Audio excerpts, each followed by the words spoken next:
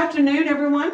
Good I'm afternoon. Congresswoman Terri Sewell of Alabama's 7th Congressional District, and I want to welcome you all to a very special Juneteenth celebration honoring the Negro League. It was on this day in 1865 when Union soldiers shared the news of the Emancipation Proclamation of the last remaining slaves in Galveston, Texas.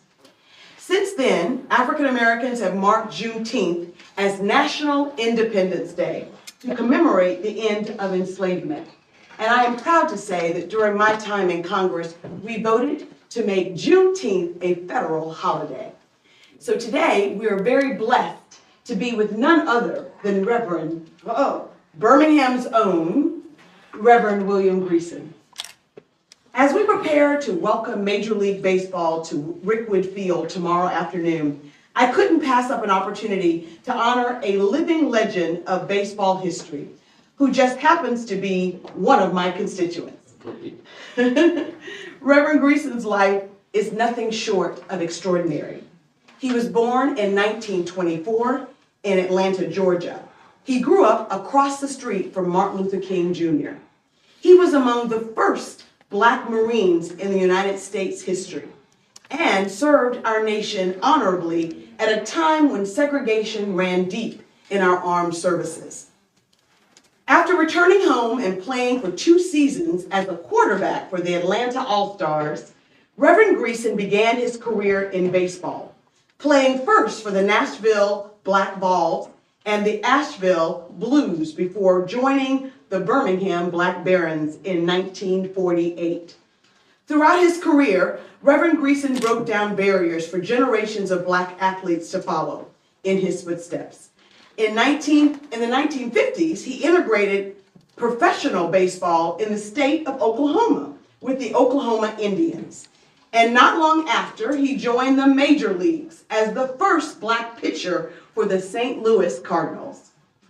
A true man of God, Reverend Greason was called to the ministry in the 1960s and even preached at Birmingham's historic 16th Street Baptist Church. He began the New Hope Baptist Church in Bessemer in 1971, and he was installed as the pastor of this beautiful edifice that we're in today, Bethel Church, Baptist Church of Barney Point, in 1971. To be in the basement of this church on Juneteenth and to have the great honor of talking with you for a few minutes, I just want to say how proud and inspirational your life is, not to those of us who have gathered here in Birmingham, but to all of us. And especially given the passing of Willie Mays yesterday, it's even more symbolic that at 99 years old, you are a living, walking legend. And for that, I think he deserves a round of applause. I'm going to actually take you way back. Way back. So we know that you were born in Atlanta, Georgia, and you grew up right across the street from Reverend Dr. Martin Luther King Jr. Can you tell us what your life was like in the 20s as you were growing up, the 20s and the 30s? What it was like? It's incomparable. Yeah. I know that being a little Black boy in Atlanta in the Deep South during those times must have been really hard. Can you talk to us a little bit about your upbringing? Well, I want to thank God for my parents. My mom especially. She kept her eye on me. And I grew up with a humble spirit. She taught me a paradox. You don't know what that means. She said, the way up is down. I didn't understand what she was talking about. But she said, if you want to be blessed, you and God stay in church. Yep. And from that on, I tried to stay down here. I never saw any recognition of nothing, even here. 2 fellas are here, one of them here now, I think, somewhere. He and another guy got together and did all of this, but I didn't. I think it's wonderful to have a tribute to your extraordinary life all memorialized in the church that you pastor. That's a great honor to have. And what great parishioners you have who have foresight to put together all of your memorabilia. It is absolutely breathtaking. One of them is here, Tom Craig. Yes. Yeah, and Michael Hope. Well, Tom was very instrumental in us being here today, and we want to thank Tom for all of his help. So we know that you then went and joined the military. You were a Montford Point Marine, and you were stationed at Montford Point, North Carolina. You know, the Montford Point Marines got a Congressional Gold Medal, and it was my great honor to be able to present you with one of the Montford Point Marines. It was the first Marines that actually served in World War II. Can you talk about your military service a little bit? I don't know. I just thank God that being among the first Marine, Black Marine, Negro Marine, Colored Marine. It was a blessing. Yeah. I remember when I was inducted into the Marines, we went to Fort Benning, and there were about 450 of us there at that time. And only 9 of us at that time were chosen for the Marines. It was a surprise, you know. We were there. This Marine sergeant goes down, he said, "Fall out. Fall out."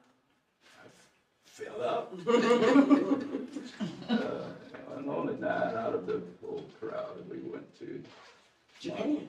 Yeah, we were at Montford Point in North Carolina, and then you were also, if I remember correctly, you were in Japan right after the atomic bomb. Oh, yeah.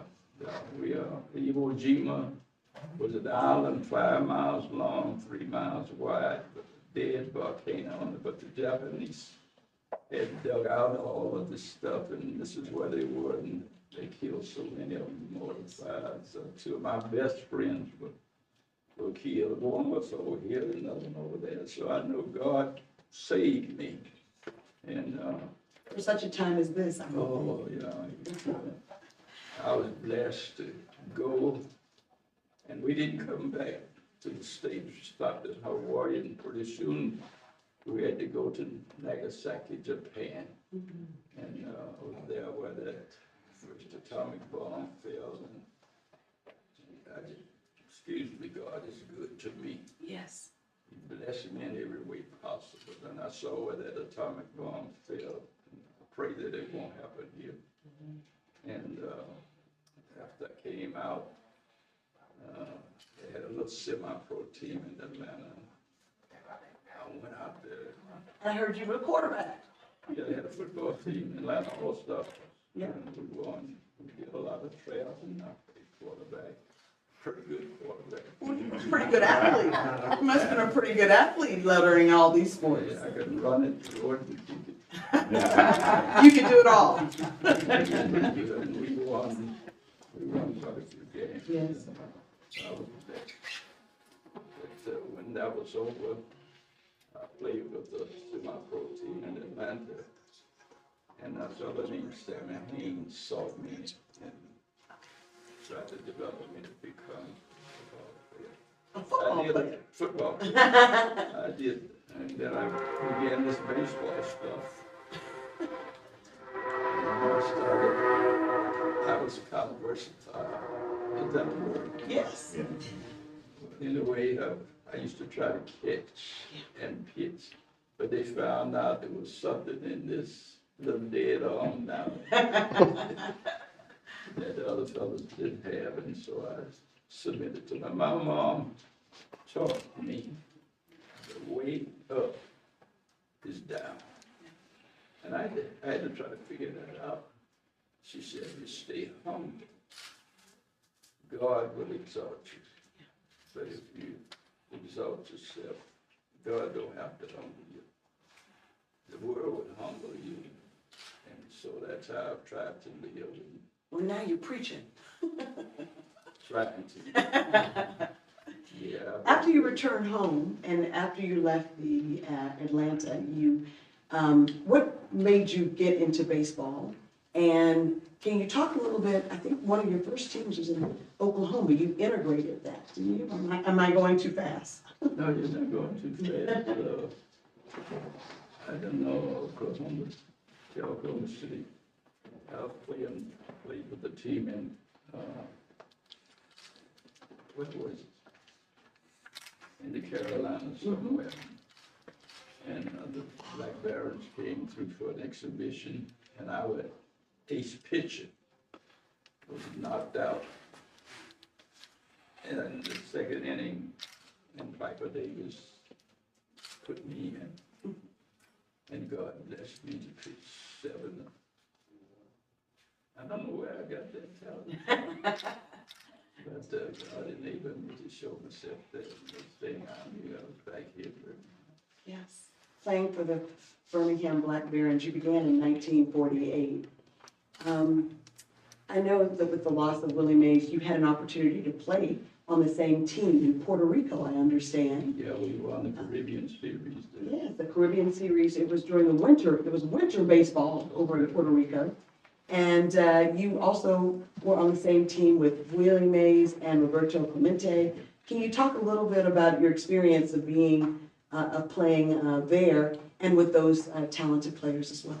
Well, when you're around versatile, good ball players, you want to be good too, because God blessed me with a talent that I never thought about. And I was there with Roberto Clemente, Willie Mays, Bob Thurman, Don Zimmer, all of those fellas. We won championship that year, and I won 2 of the games, 2 of the 4 games we were supposed to. And I learned to keep a low profile, even now in the ministry. Absolutely. I don't believe any of you could have stayed on the job. Well, it was a long time. I think 4 decades. 4 decades, if I'm not mistaken. I was tremendously blessed. God did all of this. I don't take any credit for anything. You know, as we celebrate Juneteenth, which is a time when it took 3 years after Lincoln signed the Emancipation Proclamation before the last of the slaves heard about it. 3 years, and that was in Galveston, Texas.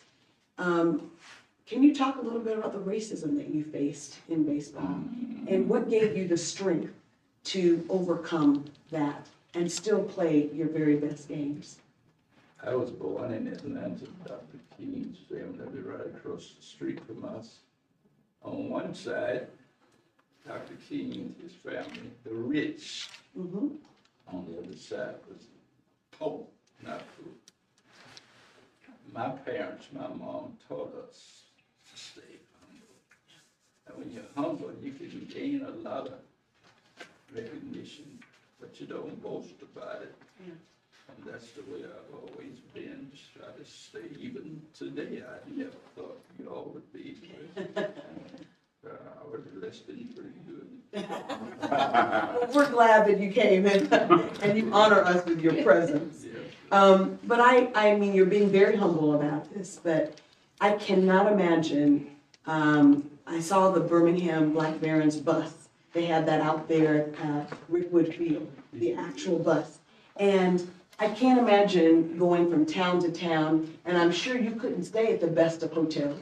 You sure? Well, maybe, I mean. No, it was segregated back then, and we didn't worry about that. Being young and trying to learn to become one of the best ball players, you forget about how people treat you. Piper Davis was our manager, and he was a humble spirit, and yet he was a good manager. And because of him, I was able to do what I did. Yeah. Because once I was in a game and got a couple of hits off of me, and I kind of tossed the ball to the plate the next time, and when I looked up, he was right there. And he talked to me, he didn't curse me, he just talked to me, you know. And from then on, I learned to stay humble. And if you live that way, you can get somewhere. Yeah. Well, in 1954, you joined the major leagues, and you made history once again, becoming the first black pitcher in Cardinals history. And we know that the St. Louis Cardinals are playing a game, a little small game tomorrow. What do you say? Can you tell us about the challenges you faced in the major leagues? Oh, first, the first challenge I faced was the manager. He was from here, Alabama, Eddie Stanky. And one night he had me pitching batting practice in Philadelphia. And I hadn't touched the ball, nobody to play catch, but when we go out to practice, I was the only one black, you know, and you didn't have any fellowship with the other guys, other than they were afraid to be called a name, you know the name. And so I had to learn to get along alone. And so one night, Eddie Stanky, who was down Mobile, had me to pitch batting practice. And if you haven't touched one of those little red things there in a pretty good while, you can't do anything with it, and I didn't. And one night I was pitching batting practice, and next thing I know, he was standing there in front of me. Now, did he curse you? I expect he did. Cursed the ball up, and he said to me, "Get the damn ball over the plate." And I responded, I wasn't a Christian then. What the hell you think I'm trying to do? I don't have no string on this damn ball. And it stopped him. You know, here's a black telling a white man something like that. And he turned and went back to the dugout. And 3 weeks later, I said, Really? he sent me back down to Rochester. AAA ball. It didn't bother me though, because we were used to things like this happening among us. And I was told that there was a game in Florida where you were prohibited from sitting with your teammates because of your race. How did that make you feel? didn't bother me. Because when you're raised in the South, you don't have an opportunity to be in certain places, do certain things, and be with certain people. That's something that never bothered me.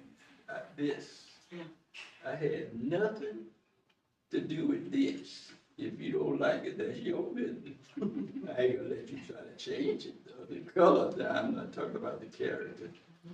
And when you have that kind of upbringing, it doesn't bother you. You could call me anything you want, even now. I won't hit you too hard. But I learned from my mom, stay here. No matter what people said to you, do to you, stay humble. And that's been my life. But I have to tell you, I think that's hard. To span your lifetime from World War II, well, first of all, growing up in the segregated South, World War II Marine, Negro League, Major League, and now being a man of the cloth. Your career has spanned so many generations and so many decades. Now, black and white folks stay at house, sit next to each other's teammates. They all they do, they eat together. They eat together. So you've watched all of that happen. Talk to us about what that meant to you as a person. Well, we learn who we are. Yeah. And we also found out that you don't bow down to try to have a friend. If they don't accept you as you are, shame on them. Yeah. Because we're going to keep on living. I've been black all my life. I didn't just become this color. I was born this color. And my parents taught us to stay humble, no matter what folks said to or do. And I've been blessed. Remember when we first came to this church house, it was not a black church house. It was a white church house. In the 70s. And I said, all right. And I was going to school at Howard College. And they had a banquet, and they invited me over and came into the back. When we got through, they said, bye. And it didn't bother me, you know. I look at them like this. Yes, not the color. Like this. The heart. Because what's in here will come out. Even among us here today. We're done here just to be here. We're here for a reason, and I hope you leave here knowing that you were thought of and cared for here in this church house. If you weren't, you come back Sunday, I wouldn't be. What called you to the ministry? Well, my mom was a good church member. She was a member of 16th Street Baptist Church. And every Sunday morning, she'd try to get me to get up to go to church. So I was working at this department store, drove the truck, had a route. 14 years ago. Yeah, 14 years. And one night coming from work, I just missed the car. And God spoke to me. And then I let God take over my life. And we got married, stayed together 65 years. That's awesome. Never, we said to each other, if you ever go out that door, it'll be locked when you get Is that your advice for young couples today? And if you have a disagreement, you know, I'm in the same house Yes. that my wife and I live together. If you have a disagreement, one of you have sense enough to go to the other room. Stay there till you quiet down, find out, and then come on back and talk.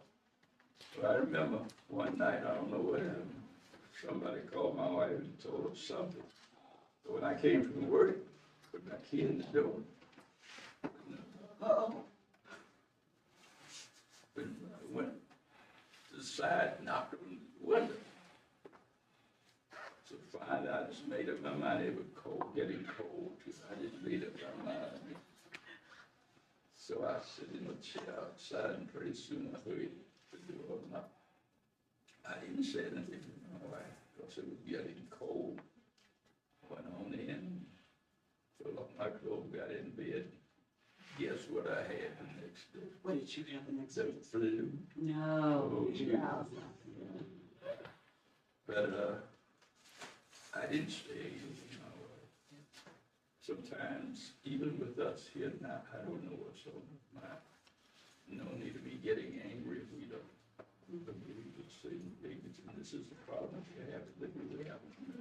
And each of us have a saying in here. And I'm just glad God took care of me.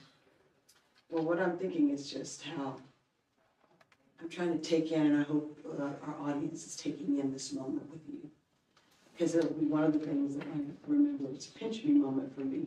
But you Yeah. know, I'm trying to with you the first time you got a picture. Did you see it over there?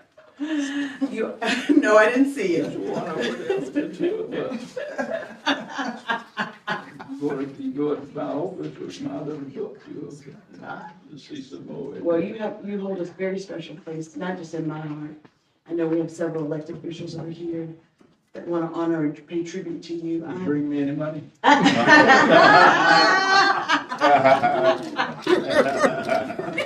But I have two more questions before we go there. I know that you, as a congregant of the 16th Street Baptist Church, what were you doing the day that those 4 little girls were killed at 16th Street Baptist? Do you remember that day? Sure, I remember that day. Can you talk to us And a that little bomb went off, well, we used to gather after, you know, church school. Guys had me to go with them and play ball down to lose it. I think we were as far as the best of them. That vibration from that thing shook us down there, and we said, turn the radio off. But that bomb went off in the very area where I used to gather after church school. And I was sorry that it happened, but I thank God that he spared us. Yeah. And, you know, those four little girls, you know, it's never lost on me, and I know that Commissioner Tyson will agree, that we get to do what we do because four little girls, four little black girls. McNair, I think it was named too. Yeah, Janice. And so it puts extra pressure on our generation because we stand on your shoulders, your very broad shoulders. I know, are they aching? They should be really aching. But all these years, what kept you going? Amen. Amen. Amen. He kept me going. Yes. Because I've been in some situations where I could have easily taken, I've been on this roof. And I was 10 feet from falling off the top of this building. Really? Yeah, you know, I get up and help. And this young man with me, he knew about it. But I promised I would never Give them a ladder like that. go up there with a ladder. I was just sitting on the roof, you know, as we were looking at to see what it looked like. And the shoes that I had on there in the office now, they didn't grip too well, so I was able to back up. When I came down, I said, bye. Yeah, I was saved from there. Yeah. Been blessed. So what would you tell this generation? What legacy do you want to leave? I don't want to tell them anything. I want them to see in writing what we did. Yeah. Know their history. And we want you to not only see it and know it, but put it right here. Yeah. And you ask me, even when I play baseball, how could I play baseball, be called all kind of names, and not respond because of the home training? My mom taught us well, and she dared anybody to misuse us. And because of that, I was able to do what I did. Sounds like you got from home a strong sense of self. Oh, yeah. Your family and your environment, your community helped define who you are, not those outside forces. And we didn't spell not having P-O-O-R. We spelled it P-O. P-O.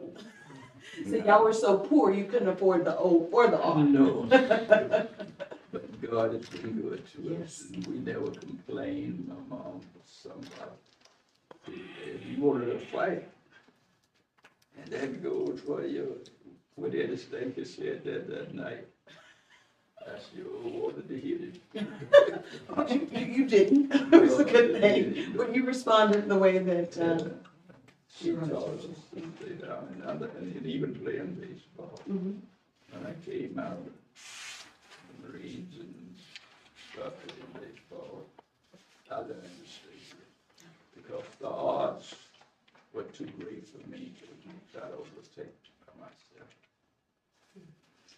So in closing, I just wanted to let you know that we feel blessed and humbled to have the opportunity to just learn from you, to remember the history, to reflect on how far we've come. We still have a ways to go, but we've come a long way. And it's because of the courage, it's because of the perseverance, it's because of the exceptionalism of people like you. And we just want to say thank you. Thank you doesn't sound adequate enough when we think about your legacy and the legacy of excellence and strength and humility. To watch that even now is truly inspiring. So we just want to say thank you from the bottom of our hearts.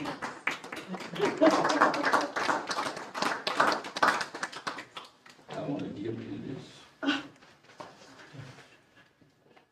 Thank you. Birmingham Black Veteran. I will cherish this forever. Oh, I love it. Love it. Well, I want to give you, I know that's something else. Oh, shoot. The thing that you should read aloud. I want to present this to you. Oh, thank you, sir. Signed already by him. I will cherish it.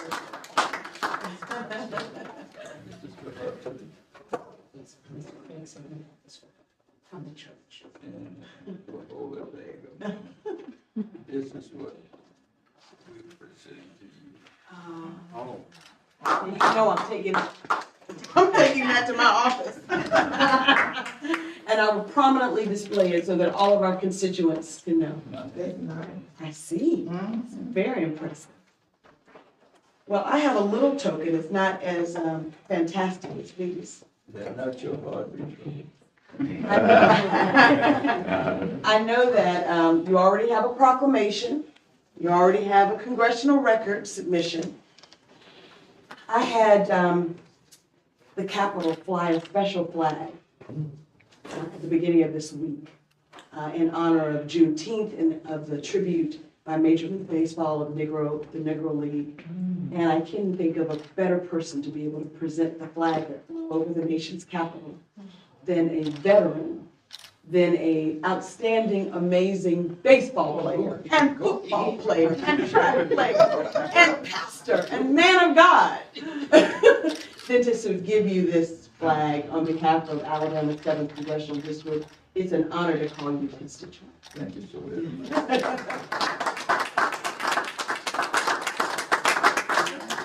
And here's a little certificate that tells you that flew over the nation's capital. But I'm not the only one that wants to honor you today. The state of Alabama wants to honor you today, and we have Senator Smitherman here. Who is Smitherman? You may be 99 years old, but you're still cheeky.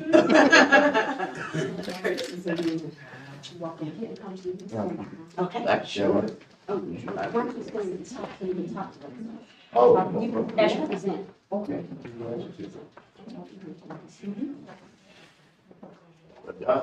That's a doctor now? Yes, sir. Yes, sir. You know, that most people don't know, but gosh, I go way back with God, you know, and he's been doing everything that you see is being moved. You know, I want to say this to you.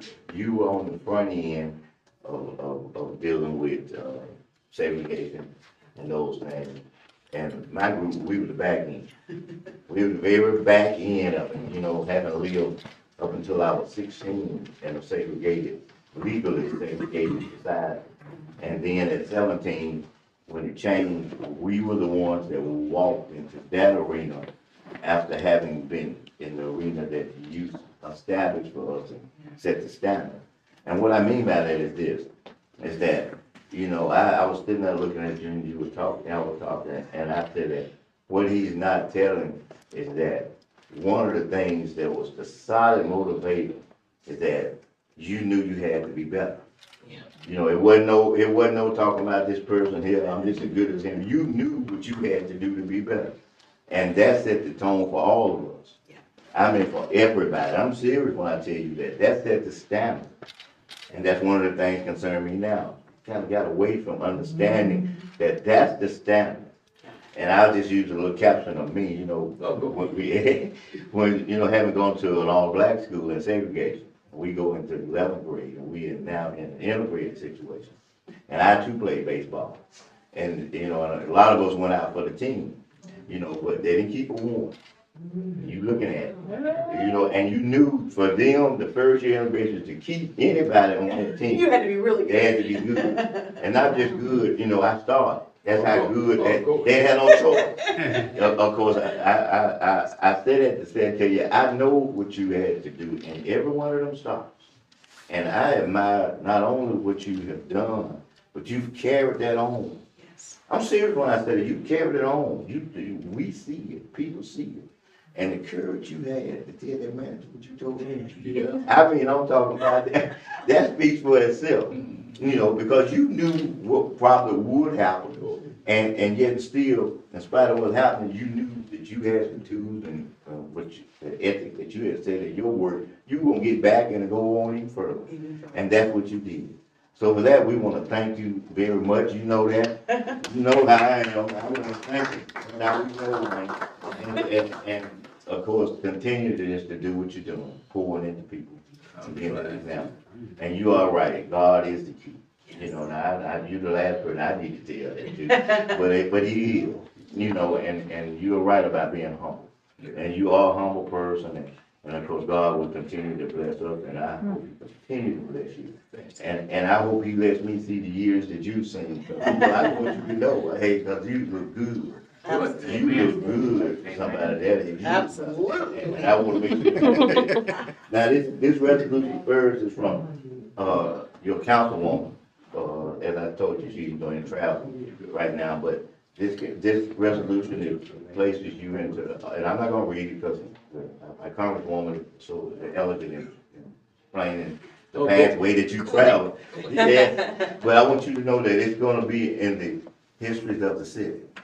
Whenever they go to the city, you know, when you say about history and them reading, this officially put it in the history of the city. So whenever they go down there for any of those things about anything they've done for people, when they put your name in there, this resolution, and it's gonna be a part that'll be there forever.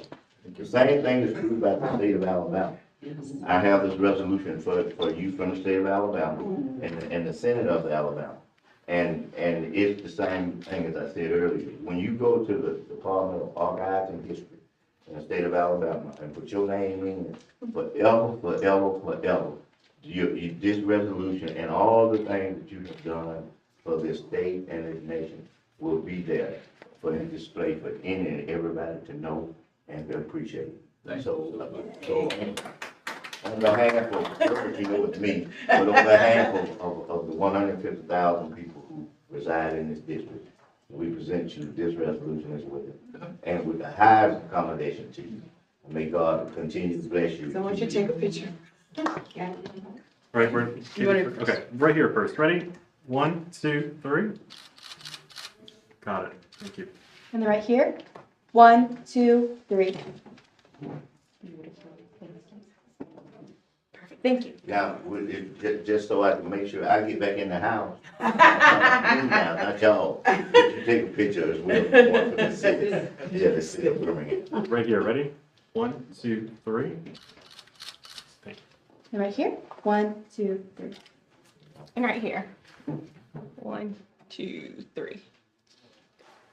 Awesome. Thank you so much, Secretary. Want you to know I love you, man. Okay, all right. And of course, we have your commissioner, your county commissioner, Sheila Tyson, who's here to also make a tribute and to give a presentation. Don't look at me like this. This is my buddy. Me and Reverend Greason go way back. It's more than a pleasure. I have had an opportunity to work with Reverend Greason on several occasions. Definitely with the church and the museum. I've often come over and I talk to him. I come over here, we talk for hours. And he knows the love that I have for baseball. Baseball, I started out playing at 3 years old. So it actually kept me T-ball. And then I grew up, started playing softball. Played softball all the way till I was 55. I played slow pitch. Oh, go ahead. So I know, Reverend Greason, how you feel about this community. And I remember this church, when we moved over here, we couldn't walk across the grass. They wouldn't even allow us to walk across where they got the parking lot at on the side. We weren't permitted to walk across. And we moved over here in 1968 or 69. And we weren't allowed to walk on this property to make it to the grocery store. So I know exactly what you're talking about. I remember my uncle, Mr. Jones, playing ball with y'all. We honored him in the legend Hall of Fame that, down in the Negro League Museum, I think it was 2 years ago. Right now, here's your honor from the Jefferson County Commission. We honor you with a resolution. Turn it around. A picture that I took with you 4 years ago. Do you remember that picture? I'm not that old. So it is framed and signed by all of the county commissioners, and it belongs to you. Well, thank you so much. All right. I'm here. Come on, right here. I'll stand behind. All right, ready, right here? 1, 2, 3. I'll put it down a little bit so his face can be seen. We got it. Ready, 1, 2, 3. One right here. 1, 2, 3. And 1, 2, 3. Thank And you. let's do one with the Commissioner by herself. All right, ready? Is that too heavy? No, All right, right here? 1, 2, 3. thank you. Thank you. In my haste, I didn't get my photo. Can I get my photo? So, let's see how it goes.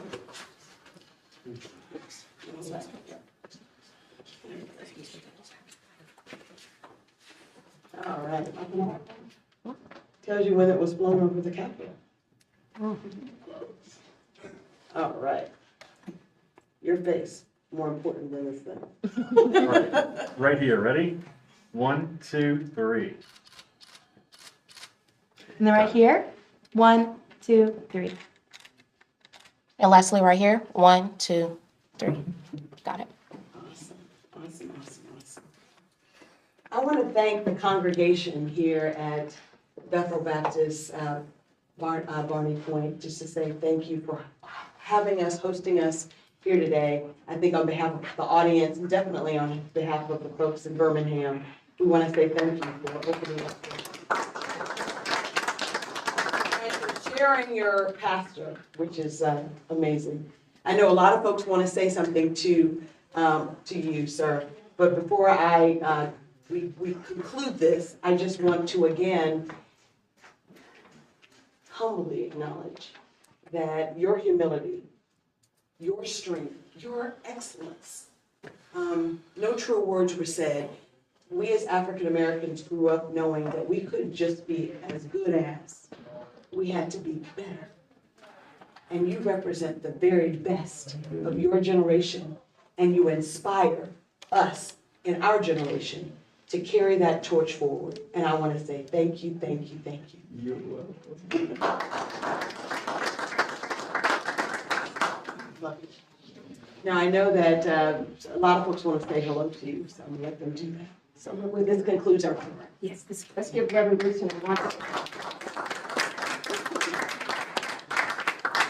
Do you know what's happening in Birmingham? Download the What's Happening Birmingham app today on Android, iPhone, and iPad for free. Get info on everything you need to know about local news, events, businesses, restaurants, and more. Visit our website, what'shappeningbham.com, or follow us on social media at HappeningBham for more information. Download the What's Happening Birmingham app today, your source for everything Birmingham.